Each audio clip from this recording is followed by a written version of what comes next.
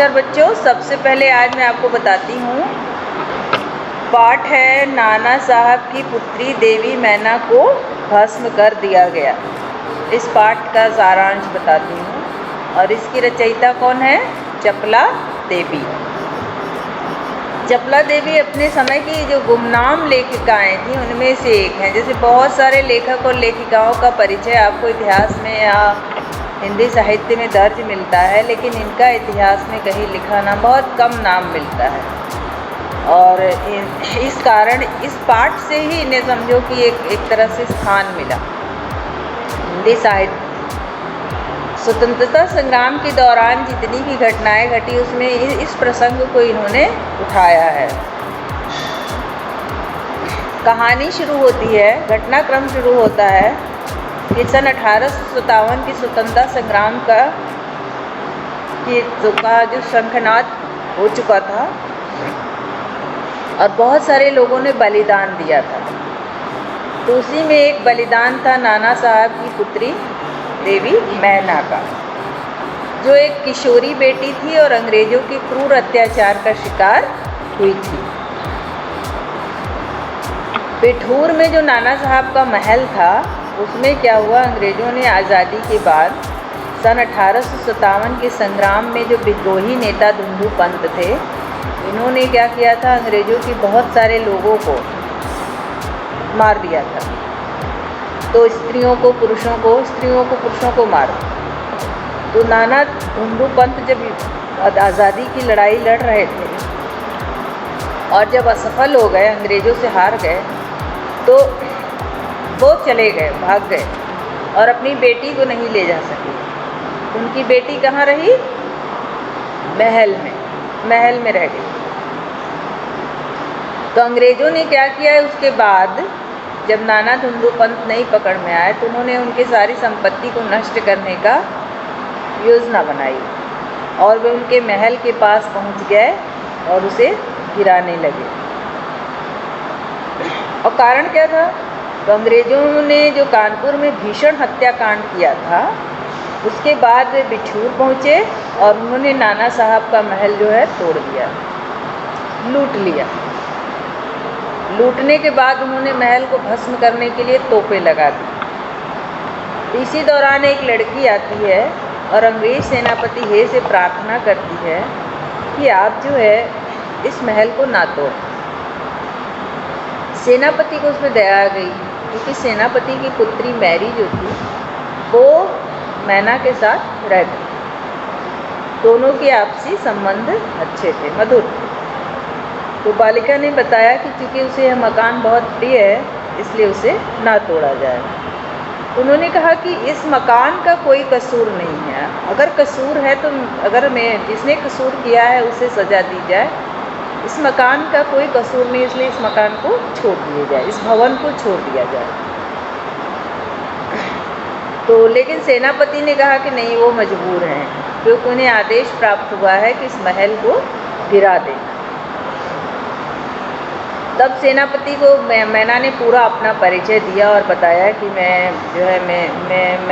मैना हूँ और आपकी पुत्री मेरे साथ रहती थी, मेरी सखी है और हम दोनों एक दूसरे को बहुत चाहते हैं। और उसने ये भी बताया कि बचपन में आप मुझे पुत्री की तरह प्यार करते थे।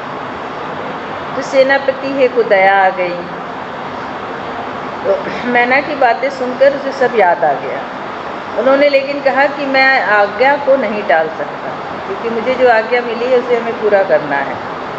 तभी जनरल आउटरम वहाँ पहुँच जाते हैं और बिगड़ कर पूछते हैं कि तुमने नाना साहब के महल को क्यों नहीं तोड़ा? तो सेनापति हे ने उनसे निवेदन किया कि उस महल को बचा लिया जाए। आउटरम ने कहा यह असंभव है, अंग्रेज नाना साहब पर बहुत क्रुद्ध हैं, इसके लिए गवर्नर जनरल की आज्ञा लेनी पड़ेगी। और हे ने सुझाव दिया कि गवर्नर जनरल केनिंग को इस आशय का तार भेज दिया जाए कि मतलब अगर इस महल को ना तोड़ना पड़े तो अच्छी बात है। लेकिन लॉर्ड केनिंग ने सख्त आदेश दिए थे कि महल को तोड़ दिया जाए और मैना को गिरफ्तार कर लिया जाए। सेनापति हे वहाँ से खिन्न मन से चले गए क्योंकि उनकी बात नहीं सुनी थी। आउटरम के सैनिकों ने मैना को गिरफ्तार करने के लिए महल का कोना कोना छान डाला, लेकिन कन्या का कोई सुराग नहीं मिला। इतना कह करके वो लड़की गायब हो गई। संध्या के समय लॉर्ड कैनिंग का तार आया। उन्होंने कहा कि लंदन के मंत्रिमंडल का आदेश है कि नाना का स्मृति चिन्ह तक मिटा दिया जाए। अंग्रेज जो है नाना से बहुत अधिक क्रोध करते थे और वो उनकी एक भी निशानी को छोड़ना नहीं चाहते थे। आदेश पाकर आउटरम ने नाना साहब के राजमहल पर तोप के गोले बरसा दिए और उसे मिट्टी में मिला दिया। लड़की भी नहीं मिली और महल भी गिर गया। टाइम्स ऑफ इंडिया में छपा एक पत्र था। टाइम्स ऑफ इंडिया में एक लेख छपा और उसमें लिखा था कि कानपुर में अंग्रेज़ों पर जो हत्याकांड हुआ था उसका बदला लिया जाना चाहिए। नाना साहब पर दया दिखलाने की बात हास्यास्पद है। मतलब लोगों ने कहा कि नाना के महल पे दया दिखा दी जाए, तो उसी के प्रसंग में कही गई ये बात। सेनापति हे का प्रस्ताव कलंक की बात है। लगता है सर हे को बुढ़ापे में जो है उस महाराष्ट्रीय कन्या के सौंदर्य पर मुग्ध हो रहे हैं। वास्तव में नाना साहब के संबंधी जहाँ भी मिले उन्हें मार डाला जाए। उनकी कन्या हे को भी सबके सामने फांसी पर लटका दिया जाना चाहिए। अंग्रेज़ों का ये आदेश था। सितंबर मास था। ये सितंबर मास चल रहा है और आधी रात के समय नैना साहब के राजमहल के खंडहरों पर बैठी रो रही थी। आउटरम की सेना भी उसके पास ही ठहरी थी। कुछ सैनिक उसके रुदन रोते हुए सुन करके उसके पास गए। मैना बस रोए चली जा रही थी, कोई उत्तर नहीं दे रही थी। तभी जनरल आउटरम भी वहाँ पहुँच गए और वो मैना को पहचान गए। उसने मैना को गिरफ्तार कर लिया। मैना ने प्रार्थना की कि उसे कुछ समय दिया जाए। वह जी भर कर रोना चाहती है, परंतु पत्थर हृदय आउटरम ने उसे अनुमति नहीं। उसे हथकड़ी पहनाकर कानपुर के किले में कैद कर दिया। फिर उसके बाद मैना की क्रूर हत्या कर दी गई और एक अखबार बाखर में ये छपा था कि कल कानपुर के किले में नाना साहब की इकलौती कन्या मैना को धधकती हुई आग में जलाकर भस्म कर दिया गया। भीषण आग में जलती अनुपम कन्या को देखकर सब लोगों ने उसे देवी समझकर प्रणाम किया। अपनी मातृभूमि के लिए देवी मैना ने अपने प्राणों तक का निछावर कर दिया।